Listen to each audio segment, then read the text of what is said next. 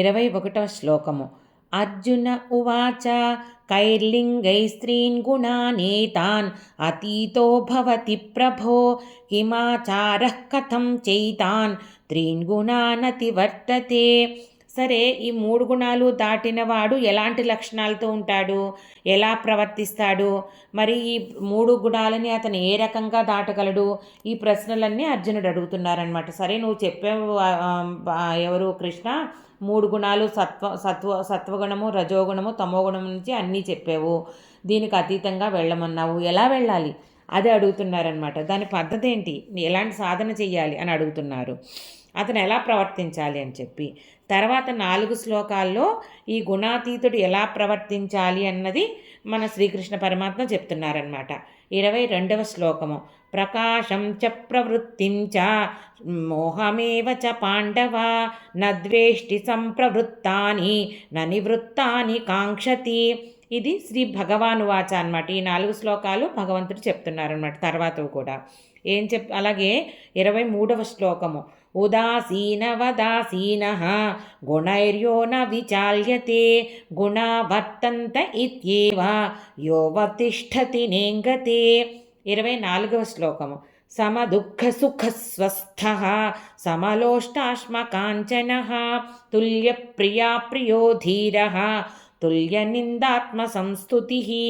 25వ శ్లోకము. మానాపమానయోస్తుల్యః తుల్యో మిత్రారిపక్షయోః సర్వారంభ పరిత్యాగి గుణాతీతః స ఉచ్యతే. ఇందులో ఏం చెప్తున్నారంటే, ఈ ప్రకాశం తనకు లభించిన జ్ఞానము, సుఖము కానీ, అలాగే సత్వగుణ సంబంధమైన జ్ఞానాన్ని, ప్రకాశాన్ని, సుఖాన్ని, వీటిని కానీ, లేకపోతే రజోగుణం వల్ల సంబంధించిన ఈ కార్యప్రవృత్తి, పని చేయాలని కార్యదక్షత, అలాగే తమోగుణ సంబంధమైన మోహము, నిద్ర, వీటన్నిటినీ కూడా అసలు ఫస్ట్ ద్వేషింపకూడదు. అలాగే అవి లేకపోతే వాటిని ఆశించడు. అలాగే తటస్థుడిగా ఉండాలి, వీటన్నిటికీ అతీతంగా వెళ్ళాలి అంటేను. అలాగే గుణాల చేత, అంటే అతనిలో ప్రేరేపింపబడుతున్న గుణాల చేత స్పందించకూడదు ఆ గుణాలకి. ఫర్ ఎగ్జాంపుల్, రజోగుణం అధికంగా కోపం వచ్చిందనుకోండి, దానిని అణిచిపెట్టుకుని సాధన ద్వారా దాన్ని తగ్గించుకోవాలి నెమ్మదిగా. ఇలాగా గుణాలు ప్రవర్తిస్తున్నాయి నాలోను, నేను కాదు, ఆత్మచైతన్యాన్ని నేను అని చెప్పి తెలుసుకోగలగాలి. నిశ్చలంగా ఉండాలి.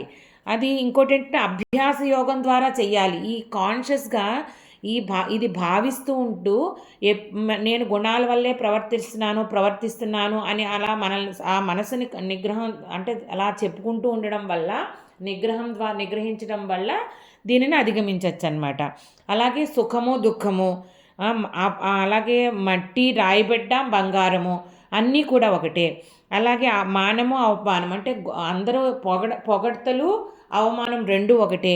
అలా వీటన్నిటిల్లోనూ కూడా ఎవరైతే వీటన్నిటినీ ద్వంద్వాలకు అతీతంగా ఎదుగుతాడో అన్నిటిలో సమబుద్ధి ఉండాలన్నమాట. ధనము, నిర్ధనము, అంటే మట్టి బిడ్డను ఎలా తీసుకున్నాడో బంగారాన్ని కూడా అలాగే తీసుకోవాలి. అలాగే ధైర్యవంతుడిగా ఉండాలన్నమాట. సమస్త కార్యాల్లోనూ కర్తృత్వ బుద్ధి ఉండాలి. కానీ భగవంతుడు నా చేత చేయిస్తున్నాడు, ఫలితాలన్నీ భగవదార్పణం. ఎంతో చక్కగా కర్తృత్వ బుద్ధిని వదలాలి, ఎంతో చక్కగా కర్మ చేసినప్పటికీనమాట. అంటే కర్మని వదిలేయాలి, దాని ఫలితాలను త్యజించాలి. అలాంటి వాడే గుణాతీతుడు అని చెప్పబడుతున్నాడు అని చెప్తున్నాడు అనమాట. సర్వారంభ పరిత్యాగి, కర్మ ఫలితాలని వదిలేసిన వాడు ద్వంద్వాతీతుడు. ఇదంతా సాధించిన వాడు గుణాతీతుడు అని చెప్తున్నాడు. ఎలాగ సాధించాలి?